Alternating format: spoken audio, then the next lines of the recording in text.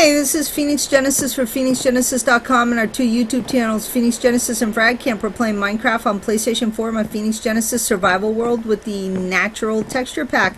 And we're back at the main train station, and I wanted to continue my food organizational tours from my main train station. So here previously we did the indoor wheat farm, and you can check out that video. Now we're going to go to the pumpkin and melon indoor farm and Infinite Well, and the next video we can go to the back door of the carrot and potato farm. So for the pumpkin and melon farm, I wanted to use the actual pumpkins and melons to design it, and I made some Infinite Wells here because I don't like to walk. I mean, even if it takes you a minute to go up through the house to the other well, that's a minute. If you add that up over time and you keep going back and forth, you could be doing other things, and it's just not efficiency of movement. So I mean, it's not like you're going to throw an infinite well or a cauldron or a crafting table in every single room of your house. That would look stupid. But when you can have it, you know, and it warrants it, because again, this is a crop room, so water is part of farming.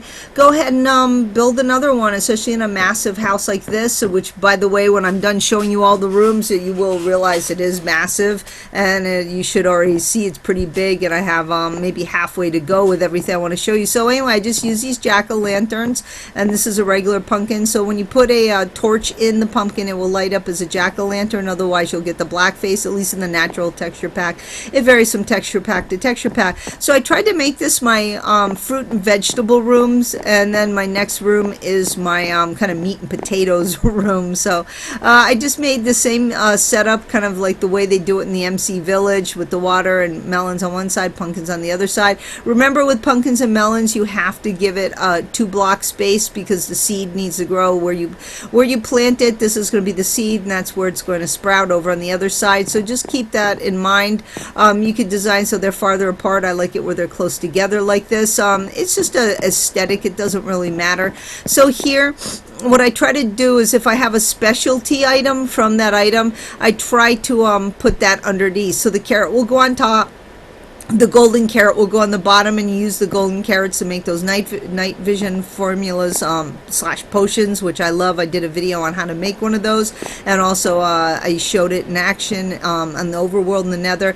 And here's my sugar cane products. So we have the actual sugar cane, and then we have the sugar, which we also use in cooking and in potions, and paper. And paper you could split in half and put half of it in your library with your books and your bookcases, or you know, with your maps. There's a lot of things you do with paper, but I just kind of put it here for now. I do, once I make it as a blank map, I do put it in my map section of my library. So it's just a judgment call, but I like to keep it here, and it just kind of fit with the evenness. I always like double chests. I like to recess them and just put 2 torches up here. You can do it any way you want, but this is just kind of my the way I like to set it up. 1 block for an item frame, recess, do double chests. Even if those chests aren't full now, the goal is to fill them up. So you can see I don't have that much paper yet, but I am slowly working on it. I have a little bit more sugar. So sugar cane I have a lot of, because I grow it everywhere I can. So it just depends. Here's my with the apple products, we got apples, and then we've got the golden apples and the glistening apples, and those are for fire resistance. The glistening give you more than the golden,